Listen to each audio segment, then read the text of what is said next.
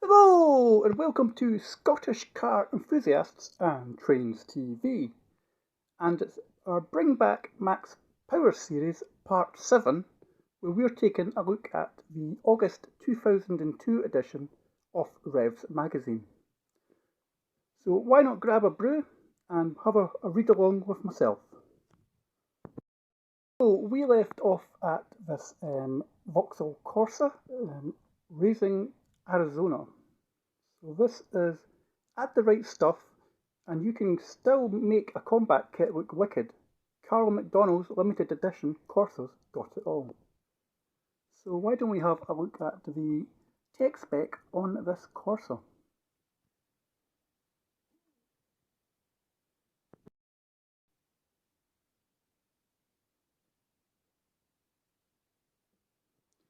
It's got enough leather to keep an S&M dungeon in business.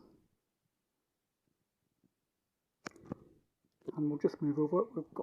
Before we look at the tech spec on the Corsa, we've got an advert for GT Graphics, the best. Just got better, so you can have some ghosted number plates, badged plates, and introducing carbon fibre domed plates. They're the best plates you can buy, no question. And again, I think back in the day, this was probably a little bit ahead of itself because domed plates seem to be quite popular now, either in 4D or 3D or gel plate format.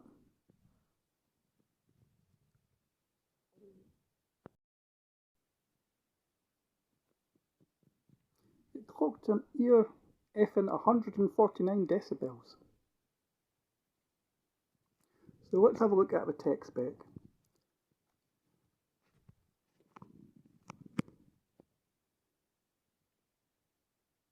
So it's got a 1200cc 8-valve inline 4-cylinder, a pipe across induction kit, power flow exhaust system with twin 4-inch tailpipes. Transmission is factory brakes with colour-coded calipers and drums. And that also be the standard transmission 5-speed gearbox as well. Suspension wise, it's got SPAX springs and dampers, and it's lowered 40mm all round. Wheels and tyres, it's got 17 by 7 inch can RSS alloys with 205/40 by 17 Falcon rubber all round. Bodywork, it's got a full combat body kit including front and rear bumpers and side skirts. F50 bonnet vent grafted in, Furious boot spoiler, smoothed de-locked tailgate resprayed with a blue-purple glitter flip. Rear wipers been removed. It's got the old Lexus style rear clusters, M3 style mirrors, clear side repeaters, Euro style, clear headlights and tinted windows. Interior wise, it's been fully retrimmed in cream leather using Corsa GSI seats, can steering wheel, Momo gear knob, S Racing handbrake gaiter and alloy grip, sparkle pedals and checker plate mats. Ice-wise, it's got a Pioneer DEH-P9300R CD head unit, bass cube, bass controller and cigarette lighter, Kicker KZR 240 2-channel amp, powering Kicker 6-inch two-way speakers and bespoke door builds. It's got a Kicker KZR 1000 2-channel amp powering 2 Kicker L7 subs and sealed bootbox. And it's got an Alpine TME M70 75 6.5-inch screen. Performance, this is all owner's estimates, is 107 miles an hour and 0 to 60 in 14 seconds. Moving over, we've got some Avo Chassis Dynamics Total Control.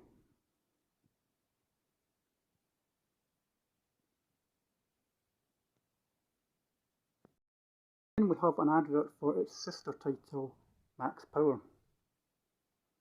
featuring Rebecca. If you're wanting to know what Rebecca's up to now, she is a DJ and you can find her on Instagram. I'll put her username in the video or in the description box below. And then we're off to Car Hunter, the easiest way to find the right car for you. So we've got the Ultimate Sapphire Cosworth Buying Guide, Speed Shop, Test Drive, Modified Cars you can actually buy, we take a look, and Revs Parker's Price Guide with the association with Parkers. Why don't we go and have a wee look? So we kick off this buying guide with the Ultimate Sapphire Cosworth Buying Guide. So here's things to look out for when you look at a Sierra Cosworth. Smoke. There shouldn't be any smoke on startup or at idle. A Cosy will puff a tiny bit of blue smoke on the overrun. It shouldn't be enough to choke anyone though. Essentially, and most importantly, quiz the owner.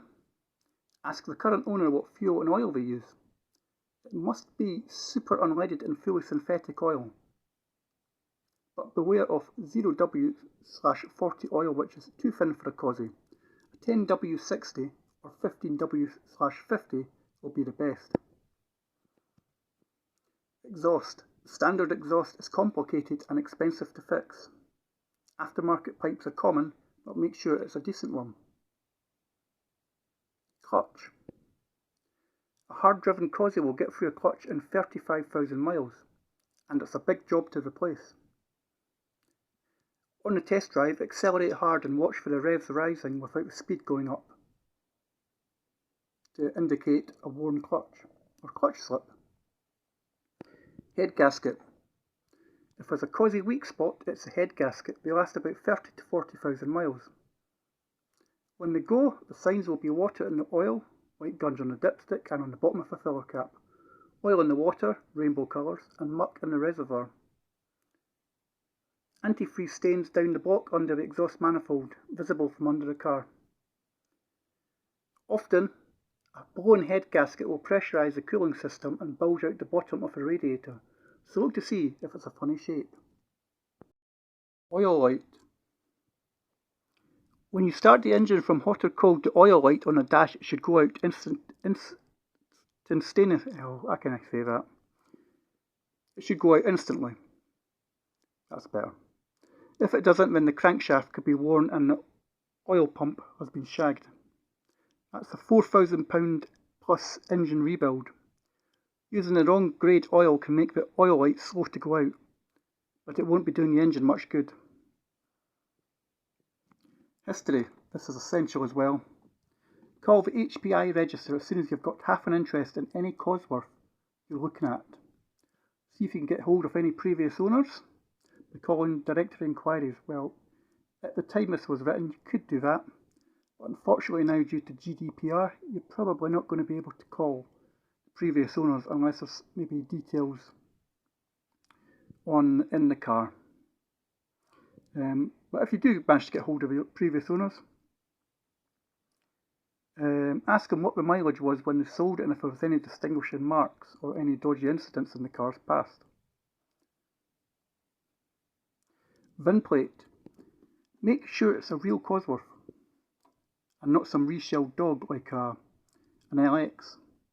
The VIN plate on the bonnet slam panel should show the model spec as BFGC for a two-wheel drive and BFGC4 for a four-wheel drive.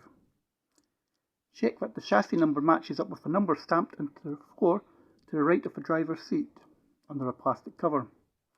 Look for any signs of welding around the number on the floor and be very suspicious if shiny new rivets are on the VIN plate. Suspension. Unevenly worn tyres could be caused by wear in the suspension, usually track control arm bushes at the front, but might be accident damage. Listen for knocks and clunking over bumps too. Transmission.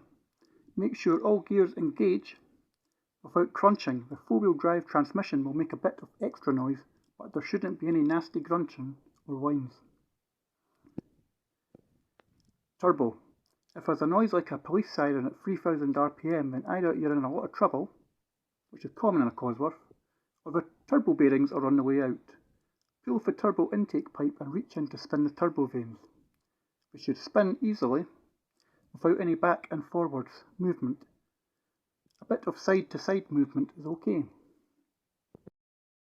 So two-wheel drive engines will sound awful on startup. It's piston slap and we all do it. Four-wheel drive engines are quieter as they have an offset gudgeon pin to reduce slap. All engines have noisy valve gear, light fast tapping from the top end on startup, but make sure there's no bottom end knocking. Bodywork. These bonnet vents were only fitted to four-wheel drive versions, but are often retrofitted to two-wheel drive. Don't be fooled. Also in the bodywork, look for uneven panel gaps, badly fitting lights, bumpers hanging down and ripples in the inner wings and the floor. All signs of accident damage. Interior. It's hard to find interior parts for Cosworths and expensive to have leather repaired. Ford don't stock many interior parts and spares from breaking causes go quickly. Make sure all the electrics work, especially the heated front screen if one's fitted. Brakes. The four-wheel drive model's brakes are crap because the calipers are weak and the discs are too small, so they often overheat and warp, giving a pulsing pedal. There's a little room for big discs. Generally, if you're replacing them, go for a good make. In standard size, look out for damaged rims too. And what we'll do is we'll just read out the tech spec of Cosy.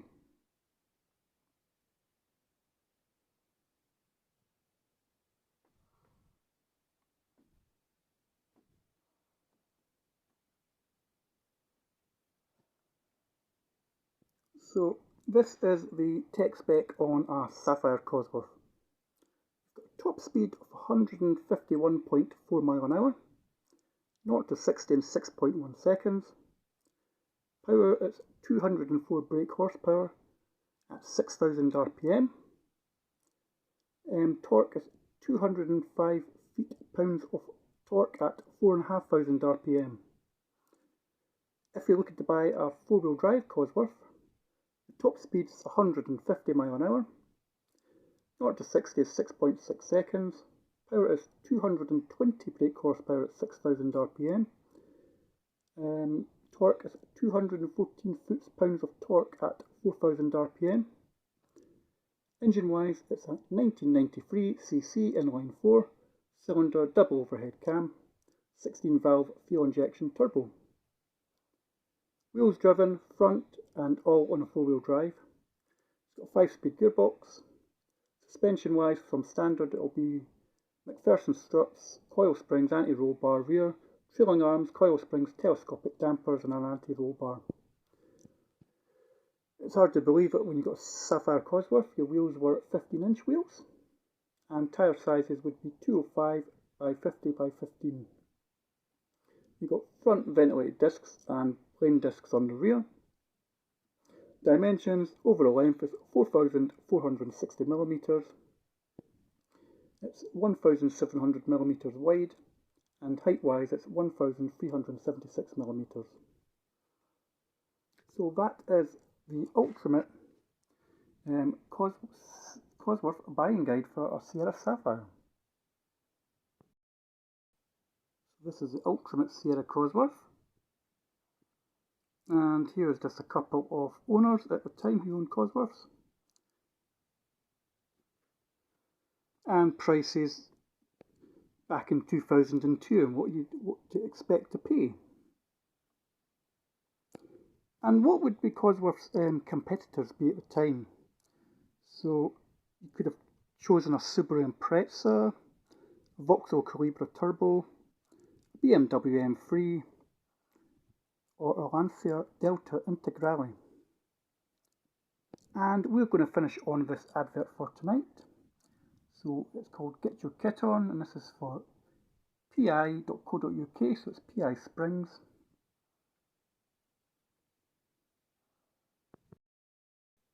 So that's our look at